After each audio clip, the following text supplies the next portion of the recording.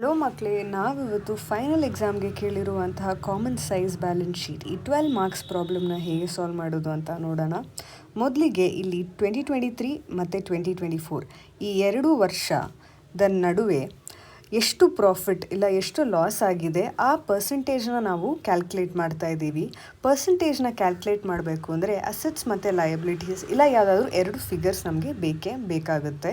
So ಇಲ್ಲಿ balance sheet ಫಿಗರ್ಸ್ನ ಕೊಟ್ಟಿದ್ದಾರೆ. So 2023 ಇಯರಲ್ಲಿ ನಾವು ಅದಕ್ಕೆ ರಿಲೇಟೆಡ್ ಆಗಿರುವಂಥ ಅಸೆಟ್ಸ್ ಆ್ಯಂಡ್ ಲಯಬಿಲಿಟೀಸ್ ಹಾಕೊತೀವಿ. 2024ಗೆ ಅದಕ್ಕೆ ರಿಲೇಟೆಡ್ ಆಗಿರುವಂಥ ಅಸೆಟ್ಸ್ ಆ್ಯಂಡ್ ಲಯಬಿಲಿಟೀಸ್.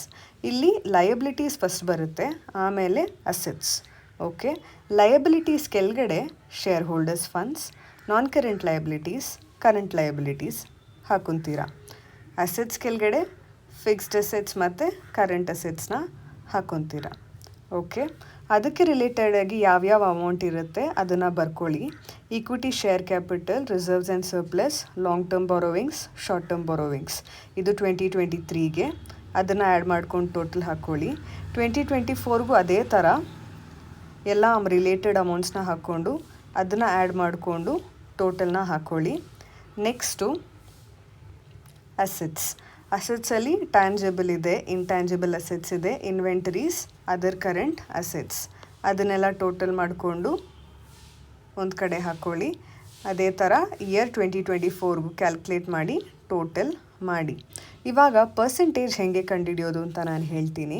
ಈ 54.84 ಇದು ಹೇಗೆ ಬರುತ್ತಪ್ಪ ಅಂದರೆ, ಫಸ್ಟ್ 2023 ಕಾಲಮಲ್ಲಿ ಇರುವಂಥ ಅಮೌಂಟ್ ತಗೊಳ್ಳಿ, divided by total amount into 100.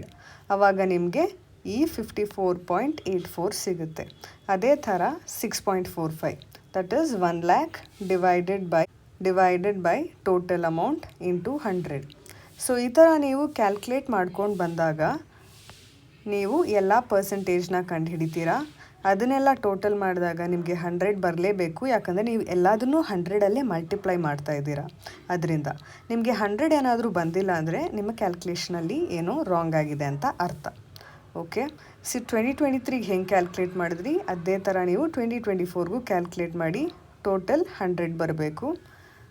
Liabilities ಸೈಡಲ್ಲಿ ಕೂಡ ಅದೇ ಥರ ನೀವು ಅಮೌಂಟ್ ತಗೊಳ್ಳಿ, ಟೋಟಲ್ ಅಮೌಂಟ್ ತಗೊಳ್ಳಿ, ಇಂಟು 100 ಮಾಡಿ ನಿಮಗೆ ಪರ್ಸೆಂಟೇಜ್ ಸಿಗುತ್ತೆ.